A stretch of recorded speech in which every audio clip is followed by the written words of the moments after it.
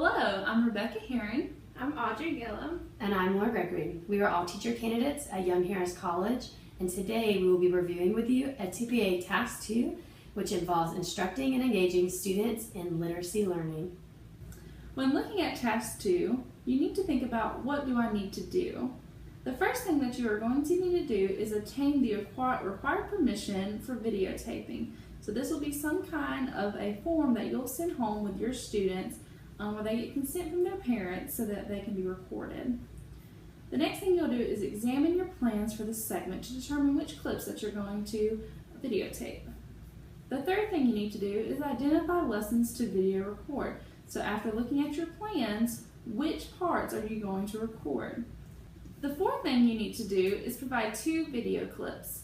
These should be no more than 20 minutes long, but no less than 3 minutes long. The first clip you should provide should show how you are actively engaging students while modeling the essential learning strategy. An example of modeling an essential learning strategy would maybe be predicting before a story or comparing similarities and differences.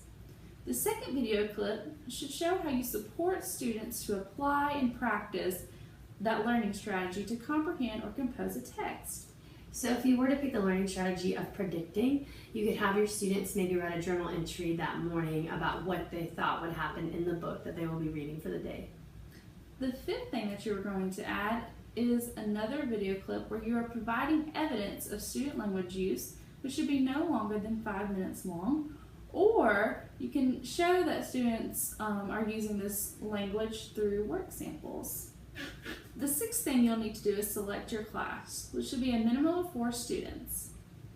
The seventh thing you'll need to do is video record your classroom teaching. An example of something that you could use to video record these teachings would be a GoPro or an iPad. The next thing you'll need to do is select clips. You need to make sure that these clips are to the point where you can see and hear everything that's going on in the classroom.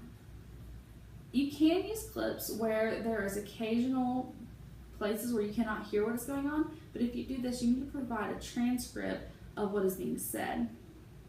These video clips should be continuous, unedited, and should not have any interruptions. So an example of an interruption would be if you are filming and a fire drill goes off, that video clip will not be able to be used.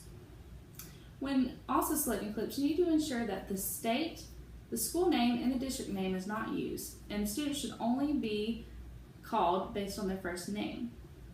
The next thing you'll need to do is respond to prompts in the commentary. And the final thing that you'll need to do is determine if any additional information is needed, so understand what you and the students are doing in the video clips.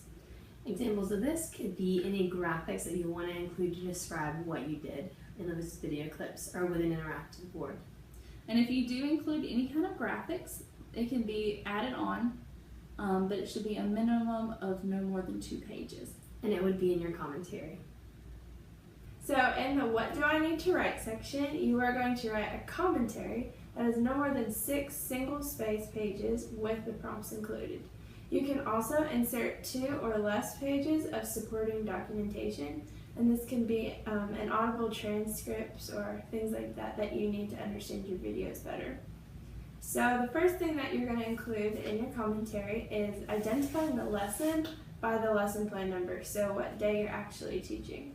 And then here's a tip for the next 4 steps. Always refer to your video clips. So for step number 2, you need to write how you demonstrate responsiveness for students' varied needs and backgrounds while challenging them at the same time. For step 3, you're going to describe how instruction engaged students in developing literacy strategies and how your instruction links to prior learning and personal, cultural, and community assets. So each of these talk about bringing in personal assets into the classroom in the lesson. So an example of this could be selecting a text that encompasses the students' cultures. That way they feel very personally connected to it.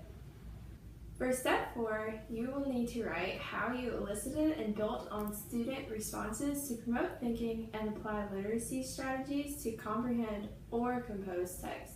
Also, how you modeled those strategies and supported them for your students. For this stage, it would be really good to utilize probing questions in order to promote conceptual learning. Yep, and then for your last step, you are going to write what changes would you make to your instruction for the whole class or for students who need greater support, and then how this will better support student learning, and then why would changes improve the learning. And you're going to need to use evidence and theories to support those ideas. Within this stage, you really need to consider the students' needs, such as IEP, 504, gifted, or ELL learners. We would like to thank you guys for tuning in to our video today. We hope that it was beneficial for you when completing edTPA Task 2. If you have any further questions, please reference your edTPA handbook. Thank you.